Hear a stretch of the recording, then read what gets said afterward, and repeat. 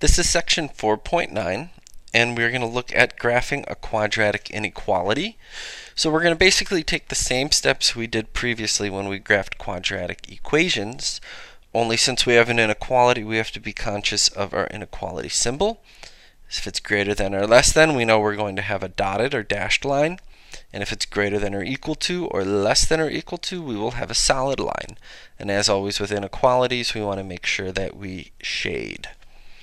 So we've got our first problem here. It says y is greater than x squared plus 3x minus 4. You can see this is in standard form, which is ax squared plus bx plus c. So since it's in standard form, it's easy for us to identify our a, b, and c value.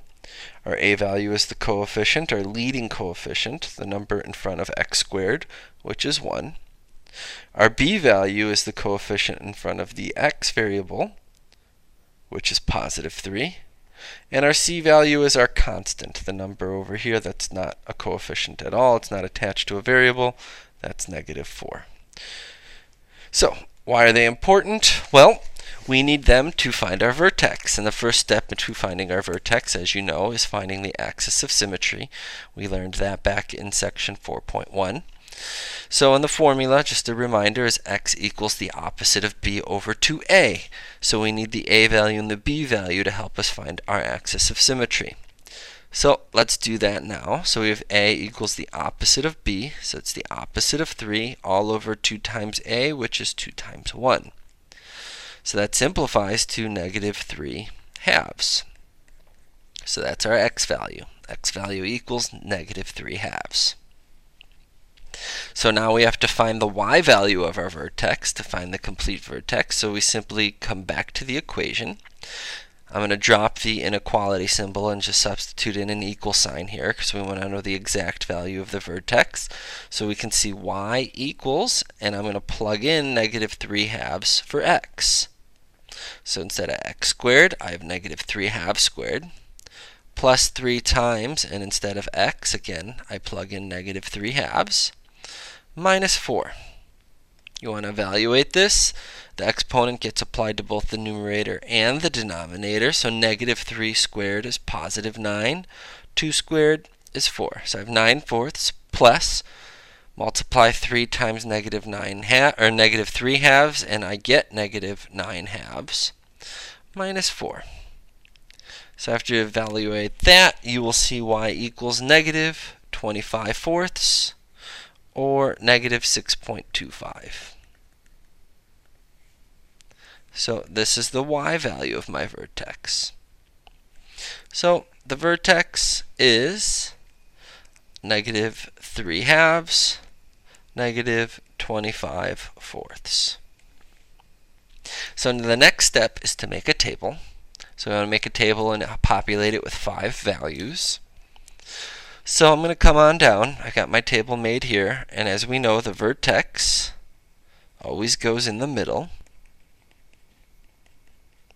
So I'm going to put my x value of the vertex here, which is, it's negative 3 halves, not positive 3 halves. So negative 3 halves. The y value is negative 25 fourths. So negative 3 halves is negative 1.5. Remember, these two values have to be the same distance from the vertex. So I'm going to increase by 0.5 units and get to negative 1, and decrease by 0.5 units and get to negative 2.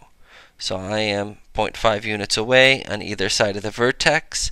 Now I'm going to increase 1 whole unit, get to 0, decrease by 1 whole unit, and get to negative 3. So negative 3 is 1.5 units away from the vertex, and 0 is 1.5 units away from the vertex. So I'm in good shape. So I'm going to come on back up, and I want to plug this value into my equation. My equation's off the screen right now, so I am going to rewrite it for you here. So the actual inequality is,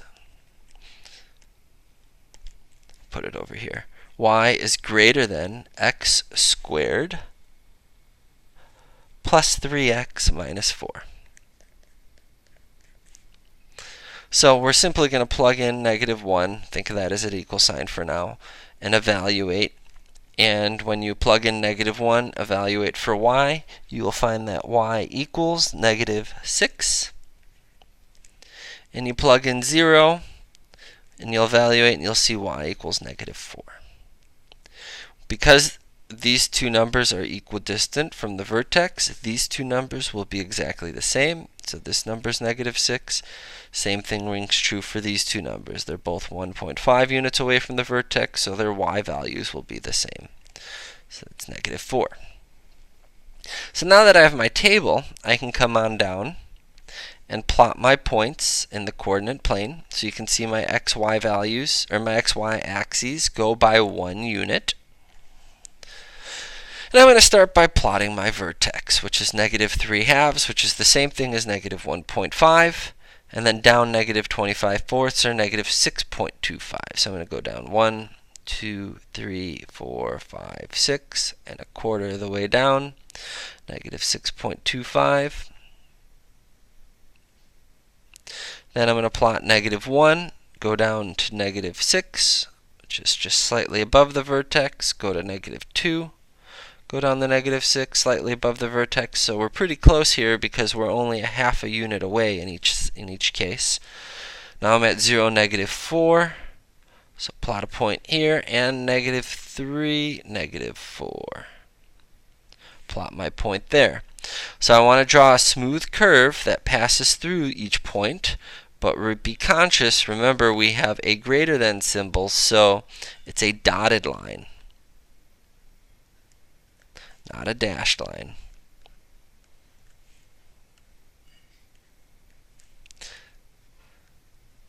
And the last step will be to shade. So we're going to shade in the same way. I'm going to use a test point. So whenever possible, I like to use the test point of 0, 0. So my test point is 0, 0. So I'm going to use the inequality that we have here, which is y is greater than x squared plus 3x minus 4. And I'm going to plug in the x value of 0 and the y value of 0. So instead of y, I have 0 is greater than 0 squared plus 3 times 0 minus 4. Drop this 0 down. 0 squared is 0. 3 times 0 is 0. 0 minus 4 is -4. So I have a statement here. 0 is greater than -4. You want to ask yourself, is that true? Is that false? 0, in fact, is greater than -4, so we have a true statement. And as we did previously with inequalities, if we have a true statement, you want to shade towards or away from that test point. Which one? True statements, you shade towards the test point. Alright, so I'm going to shade the entire region inside the parabola or inside the U shape. So any point inside here, if I were to choose it and plug it in, it would be true. Any point I would choose outside the parabola, if I would choose that point, plug in the values here, I would end up getting a false statement. So all my solutions are here inside the shaded region. Okay, that is part 1.